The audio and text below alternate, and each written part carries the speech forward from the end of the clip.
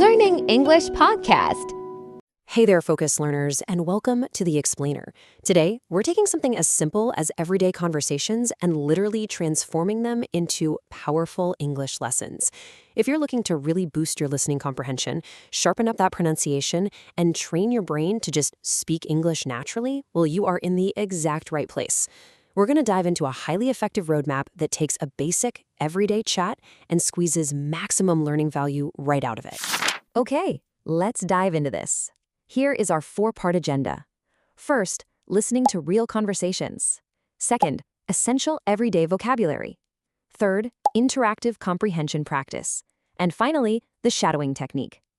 Priming our brains with this structure right up front actually reduces cognitive load, which is a real game changer for accelerating your fluency. Section 1, listening to real conversations, because catching the meaning in a real-life context, that's the absolute foundation of language learning.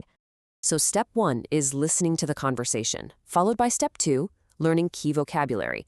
Then step 3, listening and answering aloud, and wrapping up with step 4, shadowing for pronunciation.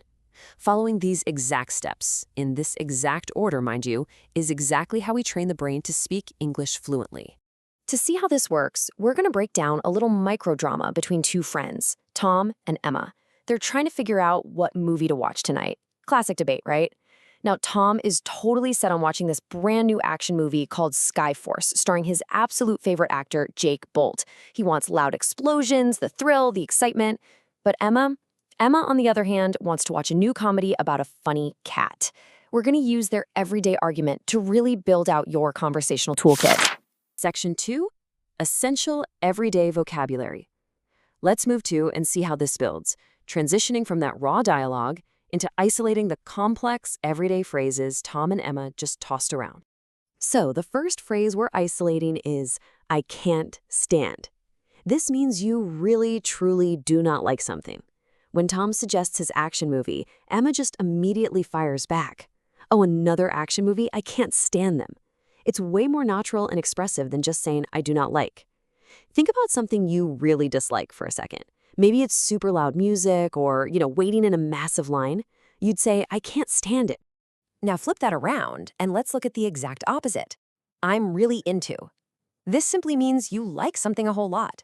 Tom uses this one to defend his movie pick, saying, I'm really into the famous actor Jake Bolt. It really shows genuine enthusiasm.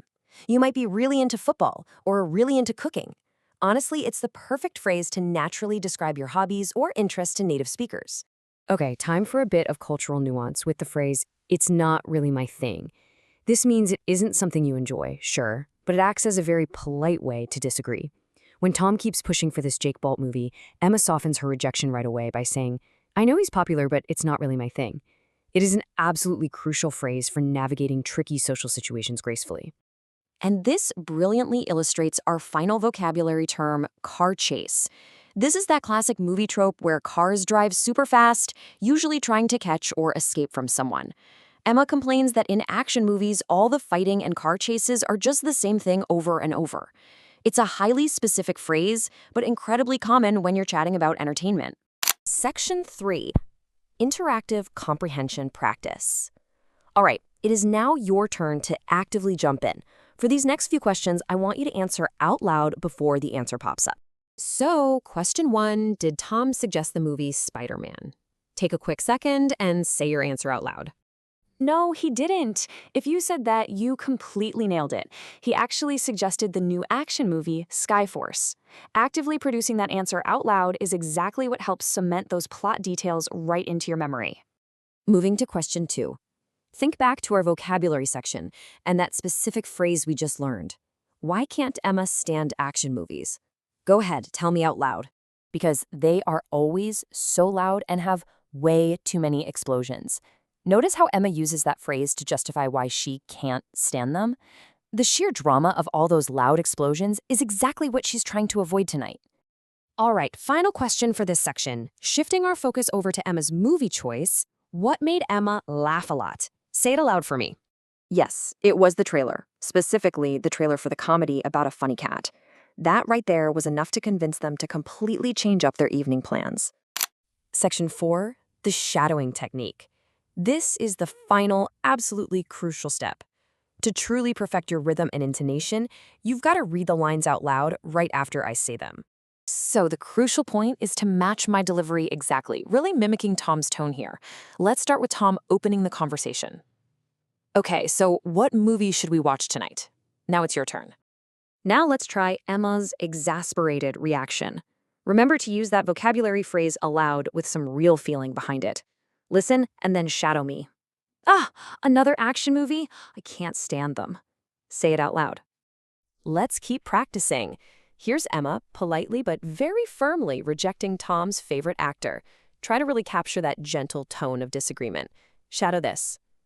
I know he's popular, but it's not really my thing. Your turn.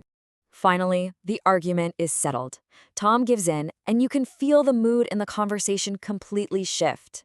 Let's match this sense of agreement. Shadow this. Okay, you convinced me. Let's watch the comedy. Go ahead. Say it aloud. And we're gonna finish with this snappy, highly satisfying conclusion to the great movie night debate. It's short, it's sharp, it's friendly. Shadow this. Popcorn? Perfect. You know, you've done an absolutely incredible job working through this roadmap today. But remember, the secret to mastering any language isn't just absorbing all this information once. Repetition is literally the key to fluency. Going through this cycle, listening, isolating vocabulary, testing comprehension, and shadowing, that's what will permanently upgrade your skills. Repeating this explainer daily is the real secret to success here. So I'll leave you with a final thought to chew on. Which step will you practice again tomorrow? Keep returning to these exercises, stay focused, and happy learning!